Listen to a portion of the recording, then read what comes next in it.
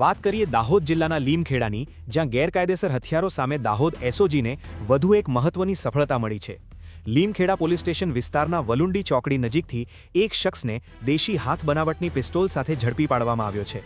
આ સમગ્ર કાર્યવાહી પોલીસને મળેલી ચોક્કસ બાતમીના આધારે કરવામાં આવી હતી। મળતી માહિતી મુજબ પંચમહાલ રેન્જના નાયબ પોલીસ મહાનિરીક્ષક વિધિ ચૌધરી સાહેબ અને દાહોદ જિલ્લા પોલીસ અધિક્ષક રવિરાજસિંહ જાડેજા સાહેબના માર્ગદર્શન હેઠળ જિલ્લામાં ગેરકાયદેસર હથિયારોની હેરફેર અટકાવવા માટે વિશેષ અભિયાન ચલાવવામાં આવી રહ્યું છે। તે દરમિયાન એસઓજીની ટીમ લીમખેડા વિસ્તારમાં પેટ્રોલિંગમાં હતી ત્યારે બાતમી મળી હતી કે ગોરિયા ગામના નાકા ફળિયાનો રહેવાસી અશુભાઈ વીરસિંહભાઈ ડિંડોર વલુંડી ચોકડી પાસે ગેરકાયદેસર હથિયાર સાથે ઊભો છે। બાતમીના આધારે એસઓજીની ટીમે તાત્કાલિક સ્થળ પર પહોંચી દરોડો પાડ્યો હતો। પોલીસે આરોપીને ઝડપી લઈને તેની અંગઝડતી કરતા કમરના ભાગેથી પેન્ટમાં સંતાડેલી એક દેશી હાથ બનાવટની પિસ્તોલ મળી આવી હતી। પોલીસે અંદાજે 15,000 રૂપિયાની કિંમતનું આ હથિયાર કબજે કર્યું છે।